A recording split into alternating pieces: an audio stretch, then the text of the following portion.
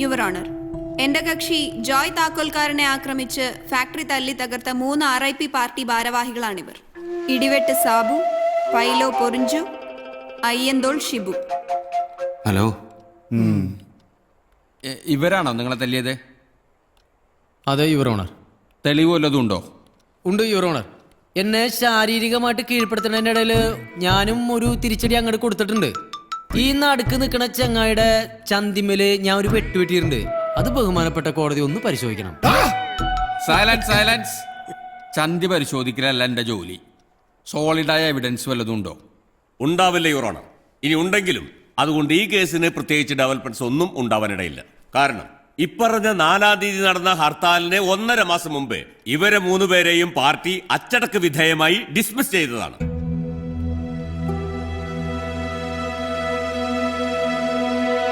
Please see our defence evidence. ഇവരെ 3 പേരെയും പാർട്ടിയിൽ നിന്ന് പുറത്താക്കിക്കൊണ്ടുള്ള പാർട്ടി മിനിറ്റ്സ് ആണിത്. Duly dated. This evidence is fabricated your honour. സംഭവം ശരിയാണല്ലോ. അതായത് ജോയ് താക്കോൽക്കാരൻ ആക്രമിക്കപ്പെടുമ്പോൾ ഇവർ പാർട്ടി പ്രവർത്തകരല്ല. അതുകൊണ്ട് തന്നെ പാർട്ടിയും ഈ കേസും തമ്മിലുള്ള ബന്ധം അവസാനിച്ചിരിക്കുന്നു. So please consider this case closed your owner.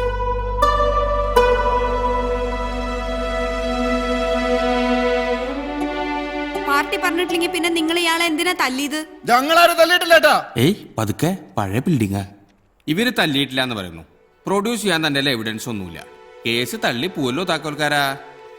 ഇവര് പറയണ കള്ളാണ് യുവർ ഓണർ.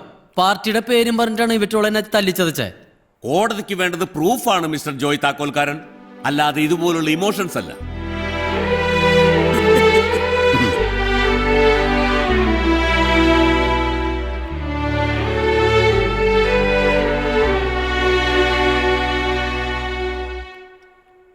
ബഹുമാനപ്പെട്ട കോടതി അനുവദിക്കുമെങ്കിൽ ചില കാര്യങ്ങൾ എനിക്ക് ബോധിപ്പിക്കാനുണ്ട്. ആ മാഷ് പറഞ്ഞോളൂ.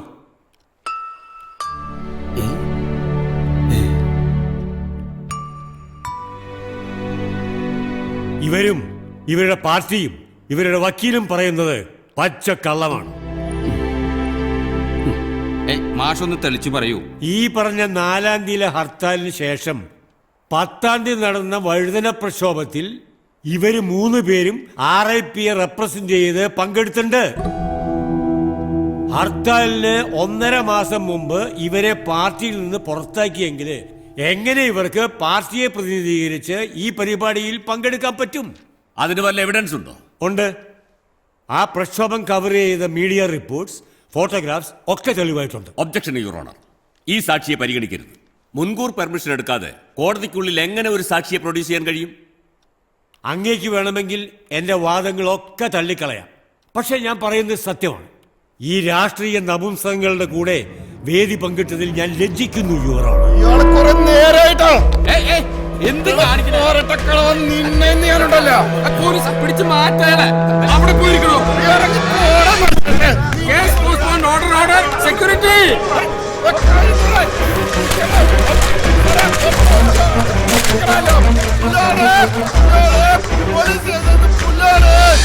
എന്തിട്ട് മാഷ ഇതൊക്കെ?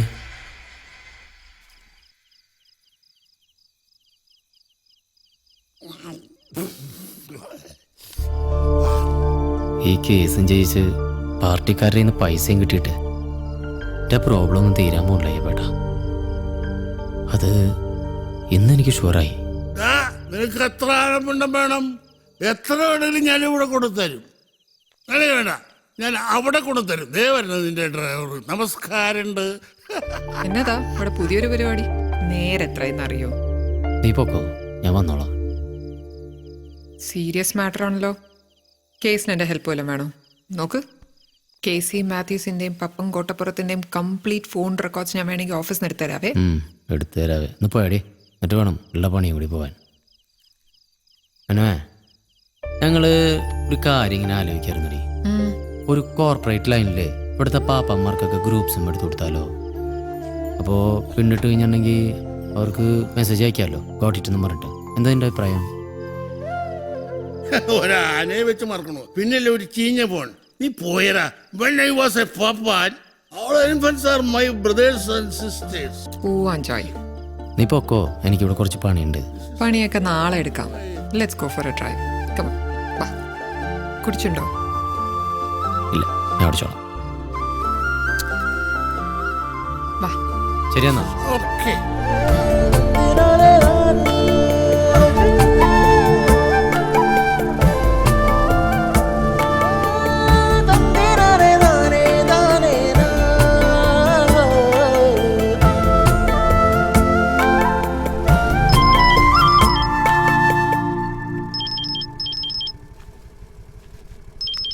പിന്നെന്ത് ചെയ്യുന്ന നേരത്ത്?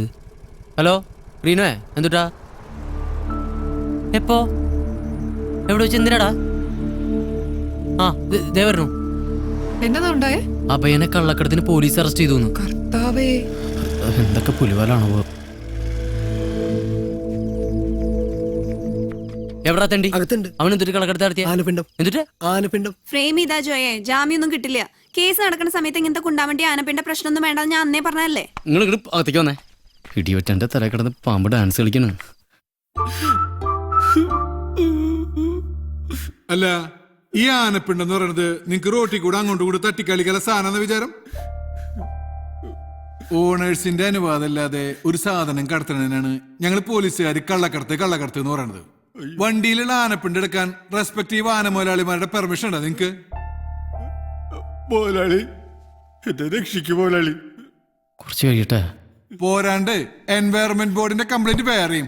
സാറേ, ആന ഇങ്ങനെ വെറുതെ റോട്ടിലൂടെ പോകുമ്പോ അത് വെറുതെ ഇടുന്ന സാധനമല്ലേ ഈ പിണ്ടം? അന്ന് വെച്ച് നിങ്ങൾ ആനനെ അറസ്റ്റ് ചെയ്യാറുണ്ട? ഇനിയില്ലേ വർത്താനെങ്കില് നീയും ഉള്ളി കിടക്കും കാണാ. പാർട്ടിയുടെ ആളാ, പറഞ്ഞിട്ട് കാര്യമില്ല. ക്രിമിനൽ കുറ്റമൊന്നും അല്ലല്ലോ സാറേ, ഒരു ജാമ്യം കൊടുത്തൂടെ? എന്തോ എനിക്കെന്റെ അമ്മയെ കാണണം. മിണ്ടായിരിക്കടാ.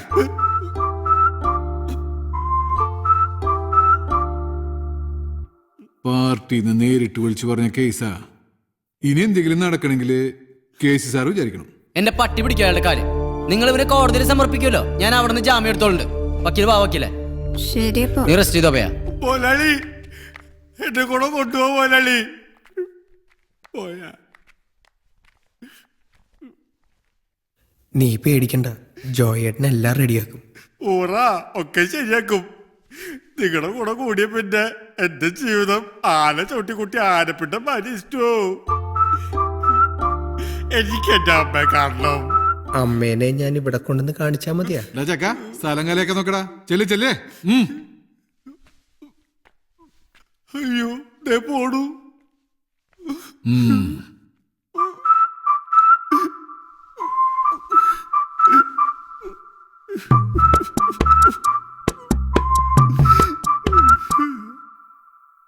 എന്റെ പിണ്ടങ്ങൾ കിടക്കണ കിടപ്പ് കണ്ട. കോടതിയിൽ ആ സംഭവം കഴിഞ്ഞോടുകൂടി ഞാൻ ആകെ ഡൗൺ ആയിരുന്നു വക്കീലെ. ഇപ്പൊ ചാർജായി. വക്കീല് കണ്ടോ, ഇവരൊക്കെ കോടതിയിൽ വെച്ച് ഞാൻ പൊരിപ്പിക്കും. അവരുടെ ഫോൺ റെക്കോർഡെങ്കിൽ ഫോൺ റെക്കോർഡ്, വിഷ്വലെങ്കിൽ വിഷ്വല്.